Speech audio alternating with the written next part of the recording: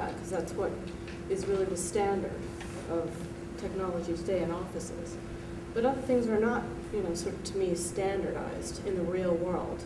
And I think we're kind of kidding ourselves to think that everyone uses technology all over the place, and if we don't get on board now, our kids will suffer. If anything, I didn't suffer when I was a kid, when technology, the computer was starting to take off. I typed all my papers. I graduated in college in 2000, just learning how to use Excel. You can catch on quite quickly, and I think our kids, as part of the millennial sort of generation and beyond, will pick this stuff up very quickly because of the environment they're in. This is how they learn. They learn as teens. So I think we just need to think this out a little bit. And we're thinking about making an investment in technology and think about how it's going to be used in terms of supporting a curriculum that we think is helpful for our kids. So the TIC committee is actually thinking it out. We're working with we're not working with Burlington. We're learning from Burlington's mistakes and positives with rolling out iPads to the classroom. There are several types of ways we can take advantage of iPads now. I'm not just using an iPad. It could be a Zoom. It could be whatever it is. But you could introduce a high school AP astronomy class to the iPad app that lets you go out in the stars at night, point it up to the sky, and pick out what the constellations are. That's something you and I could never do. Of course, before. That's fabulous. And that's an unbelievable learning. When you leave learning high school and you have to get you're either going to college, or for some people who can't go to college, that is gone. They have to figure it out. To me, these are great technologies that are tools. I don't think that we need them. I think they are desirable. And that's I think the world, plus I'd argue against that too. The tech committee also was talking about, introducing Macs and iPads and actually building apps, like the 11-year-old that's made $250,000 on the App Store by building a simple game. Maybe we could fund part of our school budget at $250,000, the boiler, by just building a simple app that we could sell. Seriously, one 11-year-old kid did that. So I'm thinking about Microsoft Word 2007 would probably be the last thing on the list. I want third graders right now programming in some language, developing and building stuff that they can put their hands around or sell to a company or help a company build something like that. That's the kind of technology we're talking about. Excel, Word, you can get, those are dime a dozen. Kids learn that on their own too. Yeah, it is. They have to. They have no choice. I'm saying that that's a basic that should be given. I'm not saying that, but I don't even consider that a technology, it's just part of everyday life. I think the tech committee has, maybe we could do a presentation sometime where we see some of this stuff going, other than just purchasing it and playing around with it. Yeah, I learned before computers, actually before calculators. You had a slide rule. Back in 7-place or 10-place log tables and slide rules, and doing it out longhand. And the difficulty with that is that you get into a lot of drudgery when you do that, and you'll lose track of the total picture. And the thing that the technology provided along the way was the tools to allow you to move past the drudgery, get that out of the way, and let the machine do the drudgery, and then you can do the thinking. The problem you have with the machine is that you can now go to doing the job without knowing what's behind it. Right. And so you have no feel or no real understanding of what's behind it. And if we ever lose the technology by some horrible means, you're going to be dead in the water. So I think it's important to understand what the basics are, and then use the gadgets to get rid of the drudgery, and use them as an ability to teach, which is really what we ought to be using them for, is to teach rather than to have them be the latest gadget. Because the latest gadget's going to go away. Next year there will be a new one. I think there's iPhone 5 is coming out maybe in June. So you can't keep up with the technology. And in my case, when we got the first electronic calculator, it would not even do anything other than add, subtract, multiply, and divide. Cost $900 in 1969. The big company bought 4 of them for 500 engineers because of the cost. Within a few years, we had the Texas Instrument that would not only do that, but it do trig and I love that. all these other good things too, and that was really a tremendous thing, and that moved very quickly from there to where we are today. And it will keep on going. There will be a new gadget tomorrow, and the day after that will supplant that one, and the day after will supplant both of those.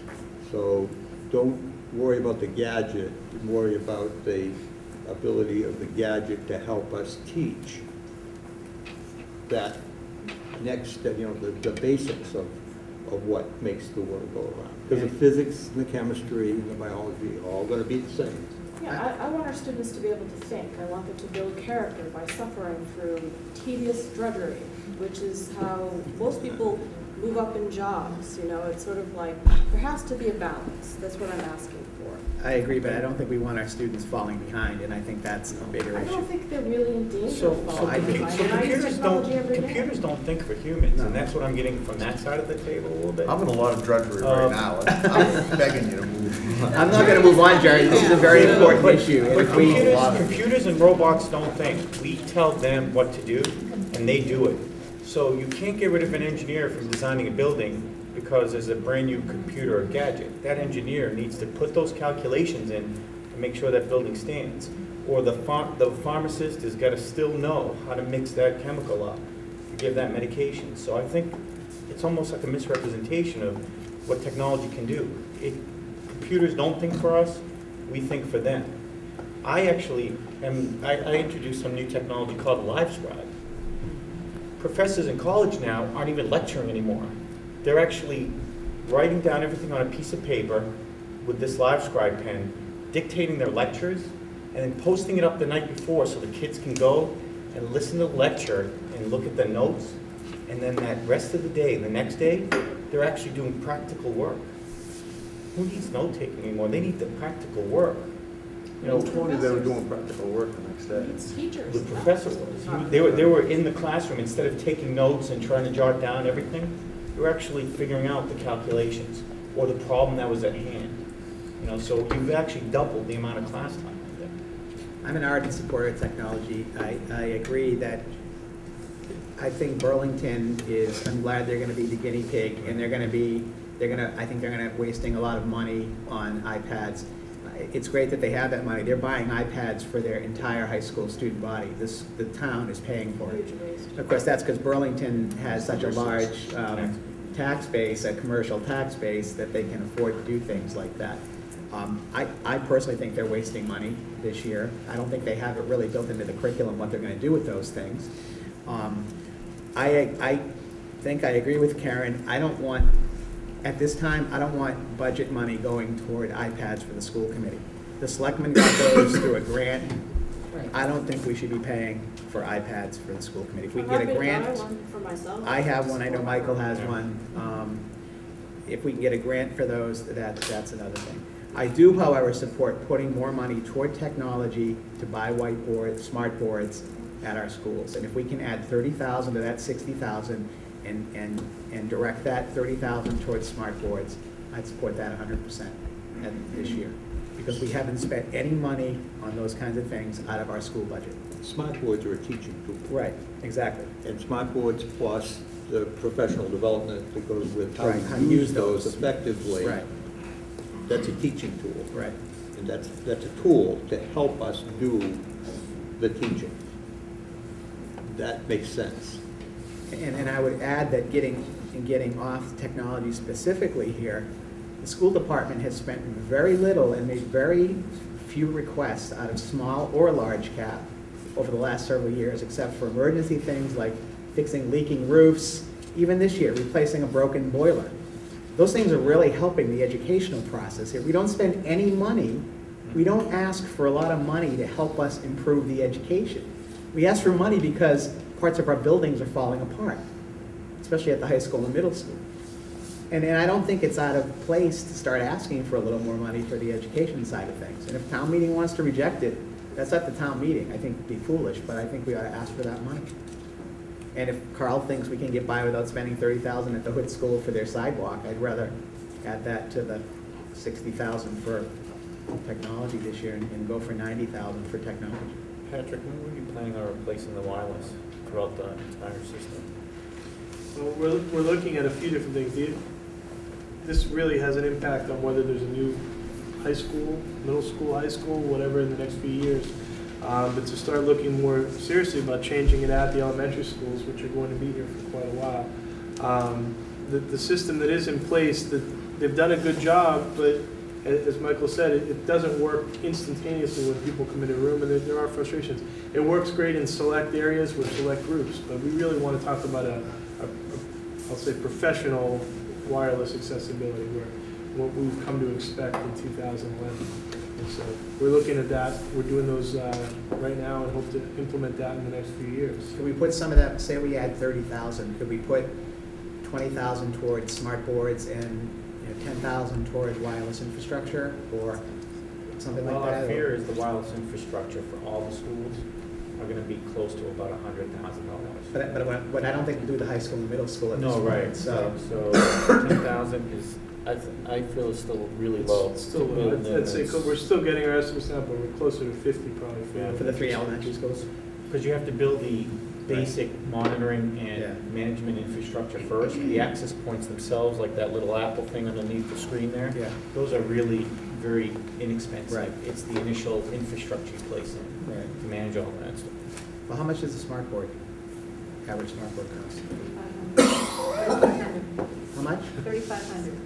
So if we had, Depending on what we're buying, but Then their installation Right. costs. so take that 90,000, maybe don't spend 60 on replacement computers. Spend a little more on looking at the wireless infrastructure. Buy some smart boards where we may need them the most. And then next year we can look at, because I don't want to go much more than 90,000 on this technology request. Because if we increase it by 50%. Do we have consensus that we want to move that to 90,000? No, that's, Well, one of the things Why I'd won't you ask support is, it? Mel, I'd like to know I would what rather Patrick's spend it on the recommendation is. walkway. What's Patrick's recommendation?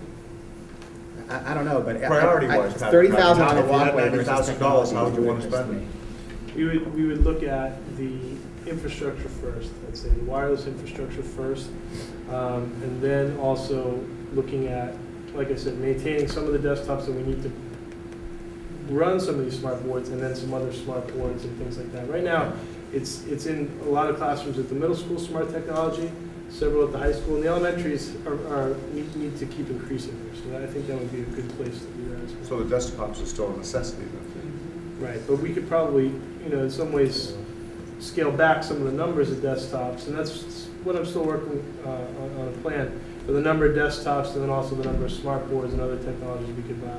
Well, we'll have to vote, as Karen says, we have to vote on this plan tonight. So if we don't have a consensus, we don't vote for the 90,000, then we'll come back and vote on the 60. I'm gonna make a recommendation right now that we spend 90,000 on technology and 250,000 on the boiler. However, I would ask Carl that we check with the MSBA to see if there's any possibility of getting any reimbursement for that boiler. I can tell you quickly that I know the answer. The van too, right. I'm sorry? The van also, I would recommend. Okay. The process by which one requests money for boiler is identical to the process by which one goes through a building project. It's a scaled down version, not hiring an OPM certainly, but it's the same application process from the same fund. So we can do that now. We can apply. You can apply, you don't know the outcome, but you can apply. It goes through a priority basis and an assessment by external engineers. It's the same as a building. Do we know if they're going to offer any special program again for energy saving? We don't know, right? No, there was one last spring, of course, as Right. maybe you remember. There's been no announcement that I'm aware of at this point. I think on that particular point, the boiler, if we lose the boiler, we don't have We don't have a heat in school. the little Right, school. we don't have a school. And that is a calamity beyond belief. No, I'm not fighting that. I'm just saying we should, look at any opportunity to get reimbursement for that 250,000.